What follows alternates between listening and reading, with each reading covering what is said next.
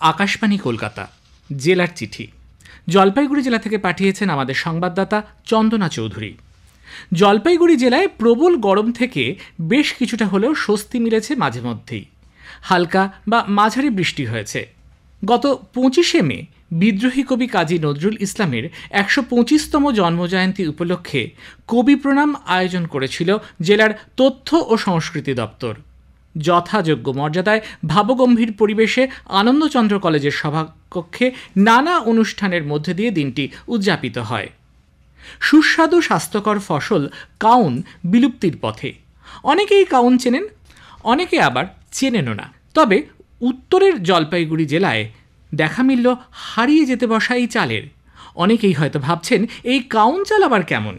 কাউন চাল দেখতে অনেকটা পোস্তর দানার মতো। পুষ্টিগুণও রয়েছে বেজায় ভালো। রক্তে মিশে থাকা খারাপ কোলেস্টেরলের মাত্রা কমায়, কাউনে থাকা পটাশিয়াম শরীরে লবণের ভারসাম্য বজায় রেখে রক্তচাপ নিয়ন্ত্রণে রাখে, কোষ্ঠকাঠিন্য দূর করে। এছাড়াও রয়েছে পর্যাপ্ত পরিমাণে ভিটামিন সি। জেলার দক্ষিণ ধূপঝোড়ার কৃষক এলাকার গরুমারা ফার্মার্স ক্লাবের উদ্যোগে এবার প্রথম কাউন চাল চাষ করেন কৃষকরা। এই কাউন চাষে কোনো রাসায়নিক সার ব্যবহার না করেও ভালো ফলন সম্ভব। দাম ভালো পাওয়ায় বেজায় খুশি কাউন চাষের সঙ্গে যুক্ত কৃষকরা। প্রায় 200 টাকা কেজি দর উঠেছে বাজারে। 2024 সালের লোকসভা নির্বাচনে সারা রাজ্যে যেখানে তৃণমূল কংগ্রেসের জয় জয়কার, সেখানে জলপাইগুড়ি আসনে বিজেপি প্রার্থীর জয়ের ফলে পরাজয়ের গ্লানি স্বীকার করতে হয়েছে তৃণমূল কংগ্রেসকে। সারাদিন অপেক্ষার পর একেবারে বিকেলের দিকে 15 রাউন্ড শেষে প্রায় 88,000-এর ওপর লিড পেয়েছেন বিজেপি প্রার্থী ডাক্তার জয়ন্ত কুমার রায়। এই ব্যবধান রয়েছে তার নিকটতম প্রতিদ্বন্দ্বী তৃণমূল কংগ্রেসের নির্মল চন্দ্র রায়ের থেকে। অন্যদিকে তৃণমূল কংগ্রেসের তরফে এই পরাজয় প্রত্যাশিত নয় বলে জানান তারা। জেলা সভানেত্রী মহুয়া গোপ জানান, যেখানে সারা রাজ্যে দলের ফলাফল ভালো, সেক্ষেত্রে এমন ফল হবে আশা করতে পারেননি তারা। ডাবগ্রাম ফুলবাড়ি এলাকায় তৃণমূল কংগ্রেস অনেকটা পিছিয়ে পড়েছে। এই পরাজয়ে এমন ব্যবধানের অন্যতম কারণ বলা যেতে পারে। পাশাপাশি জলপাইগুড়ি সদর, ধূপগুড়ি শহরেও সেভাবে লিড পাওয়া যায়নি। পক্ষান্তরে গ্রামীণ বিভিন্ন অঞ্চল থেকে ভালো ভোট তারা পেয়েছেন।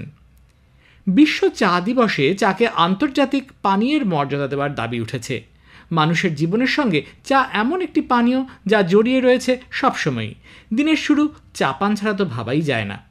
উত্তরবঙ্গের প্রধান শিল্পই হলো চা।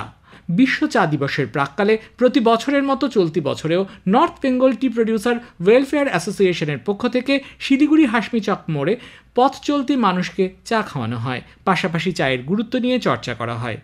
21শে মে ছিল বিশ্ব চা দিবস। দিনভর রোদ, বৃষ্টি, ঝড় উপেক্ষা করে যারা চা পাতা তুলে পৌঁছে দেন কারখানার পথে, সেই চা বাগানের শ্রমিকেরা। বিভিন্ন জায়গায় সাড়ম্বরে দিনটি উদযাপন করা হলেও ডুয়ার্সের চা বাগানে শ্রমিকদের কাছে হয়তো এই দিনটি অজানা। তৃতীয়বারের জন্য প্রধানমন্ত্রী নরেন্দ্র মোদীর শপথ গ্রহণ অনুষ্ঠানের পর ডামডিম এলাকা ও জলপাইগুড়িতে বিজেপি সমর্থক সহ সাধারণ মানুষ আনন্দে বাজিপটকা ফাটিয়ে রীতিমতো উল্লাসে মেতে ওঠেন। টার্গেট অলিম্পিক তীরন্দাজির প্রশিক্ষণের মধ্য দিয়ে জেলায় প্রস্তুত হচ্ছে বেশ কিছু প্রতিভাবান তীরন্দাজ। সাই এর উদ্যোগে বিশেষ প্রশিক্ষণ কেন্দ্রে রয়েছে ভবিষ্যতে অলিম্পিকে পদক ছিনিয়ে আনার মতো প্রতিভা। বিশেষ করে কোচবিহারের কিছু তীরন্দাজ ইতিমধ্যেই জাতীয় প্রতিযোগিতায় সাফল্য দেখিয়েছেন। আগামীতে এরাই অলিম্পিকের মতো আন্তর্জাতিক আসরে ছাপ ফেলবেন, এটা নিশ্চিত।